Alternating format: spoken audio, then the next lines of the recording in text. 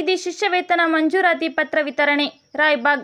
ಇವತ್ತಿನ ದಿನ ರಾಯಬಾಗ್ ತಾಲೂಕು ವ್ಯಾಪ್ತಿಯ 73 ವಿದ್ಯಾರ್ಥಿಗಳಿಗೆ ಶ್ರೀ ಕ್ಷೇತ್ರ ಧರ್ಮಸ್ಥಳ ಗ್ರಾಮಾಭಿವೃದ್ಧಿ ಯೋಜನೆಯಿಂದ ಸುಜ್ಞಾನ ನಿಧಿ ಶಿಷ್ಯವೇತನ ಮಂಜೂರಾತಿ ಪತ್ರ ವಿತರಣಾ ಕಾರ್ಯಕ್ರಮವನ್ನು ರಾಯಬಾಗ್ ಶ್ರೀ ಮಲ್ಲಿಕಾರ್ಜುನ ದೇವಸ್ಥಾನದ ಸಭಾಭವನದಲ್ಲಿ ಹಮ್ಮಿಕೊಳ್ಳಲಾಯಿತು. ಈ ಕಾರ್ಯಕ್ರಮದಲ್ಲಿ ಅಥಣಿ ಜಿಲ್ಲೆಯ ಜಿಲ್ಲಾ ನಿರ್ದೇಶಕರಾದ ನಾಗರತ್ನ ಎನ್ ಹೆಗಡೆಯವರು ಕಾರ್ಯಕ್ರಮದ ಕುರಿತು ಪ್ರಾಸ್ತಾವಿಕವಾಗಿ ಮನುಷ್ಯ ಹುಟ್ಟಿನಿಂದ ಹಿಡಿದು ಸಾಯೋ ತನಕ ಏನೆಲ್ಲ ಅವಶ್ಯಕತೆ ಇದೆ ಎಲ್ಲವನ್ನು ಪರಮ ಪೂಜ್ಯ ಡಾಕ್ಟರ್ ಡಿ ವೀರೇಂದ್ರ ಹೆಗ್ಗಡೆ ಅವರು ಸಾಮಾಜಿಕ ಕಾರ್ಯಕ್ರಮಗಳನ್ನು ಮಾಡುತ್ತಾ ಬಂದಿರುತ್ತಾರೆ ಎಂದು ತಿಳಿಸಿದರು.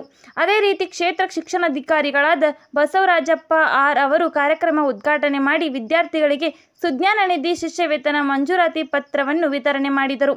ಅದೇ ರೀತಿ ಕಾರ್ಯಕ್ರಮದಲ್ಲಿ ಗಿರೀಶ್ ಪಾಟೀಲ್ ಜಿಲ್ಲಾ ಜನಜಾಗೃತಿ ವೇದಿಕೆಯ ಉಪಾಧ್ಯಕ್ಷರು, ದೀಪಕ್ ಪಾಟೀಲ್ ಜಿಲ್ಲಾ ಜನಜಾಗೃತಿ ವೇದಿಕೆ ಸದಸ್ಯರು, ಮಾರ್ವಾಕರ್ ಸಹಾಯಕ ಕೃಷಿ ನಿರ್ದೇಶಕರು, ಜಿನೇಂದ್ರ ಖೇಮಲಾಪುರೆ ಜಿಲ್ಲಾ ಜನಜಾಗೃತಿ ವೇದಿಕೆ ಸದಸ್ಯರು, ಬಾಹುಬಲಿ ಪಾಟೀಲ್ ಬಾಹುಬಲಿ ಮೊಬೈಲ್ಸ್ ರಾಯಬಾಗ್ ತಾಲೂಕಿನ ಮಾನ್ಯ ಯೋಜನಾಧಿಕಾರಿಗಳಾದ ಮಹೇಶ್ವರಪ್ಪ ಜಿ ಹಾಗೂ ಮೇಲ್ವಿಚಾರಕರಾದ ವೆಂಕಟೇಶ್, ಮಂಜುನಾಥ್, ಕೃಷಿ ಮೇಲ್ವಿಚಾರಕರಾದ ಗೋಪಾಲ್, ಜ್ಞಾನ ವಿಕಾಸ್ ಸಮನ್ವಯ ಅಧಿಕಾರಿ ಆದ ಸುರೇಖಾ ಹಾಗೂ ಸ್ಥಳೀಯ ಸೇವಾ ಪ್ರತಿನಿಧಿಗಳು, ಊರಿನ ಗಣ್ಯರು, ಶೌರ್ಯ ಸದಸ್ಯರು ಕಾರ್ಯಕ್ರಮದಲ್ಲಿ ಉಪಸ್ಥಿತರಿದ್ದರು.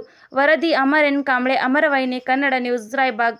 ಸಮಸ್ತರಿಗೆ ಗೊತ್ತಾಗಬೇಕಂತೇಳಿ ಈ ಒಂದು ವೇದಿಕೆ ಕಾರ್ಯಕ್ರಮ ನಾವು ಎಲ್ಲರೂ ವಿಚಾರ ಮಾಡಿ ಇಟ್ಕೊಂಡಿದ್ವಿ.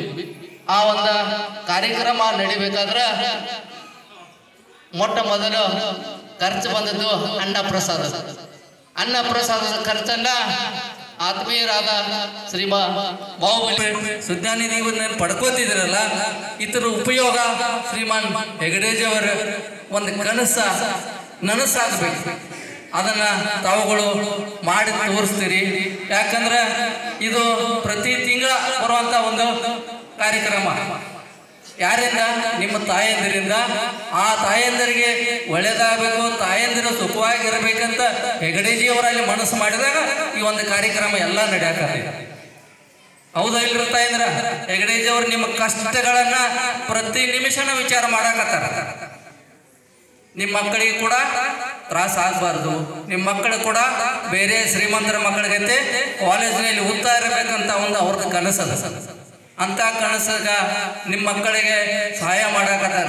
ನಿಮಗೂ ಗುರ್ತಿಲ್ಲ, ನಮಗೂ ಗುರ್ತಿಲ್ಲ, ಆದ್ರೆ ಸಹಾಯ ಮಾತ್ರ ಪ್ರತಿ ತಿಂಗಳ ನಿಮ್ಮ ಮಕ್ಕಳಿಗೆ ಕೊಡ್ತಾರ ಅಂದ್ರೆ ವಿಚಾರ ಮಾಡಿ. ನಾವು ಪಾಲಕರಾಗಿ ನಮ್ಮ ಮಕ್ಕಳಿಗೆ 10 ರೂಪಾಯಿ ಕೊಡ್ಬೇಕಾದ್ರೆ ಎಷ್ಟು ವಿಚಾರ ಮಾಡ್ತೀವಿ? ಹೌದಾ ಇಲ್ರಿ? ಯಾಕ ಎಷ್ಟು ಕ್ವಶನ್ಗಳು ಕೇಳ್ತೀವಿ. ಆದ್ರೆ ಈ ಒಂದು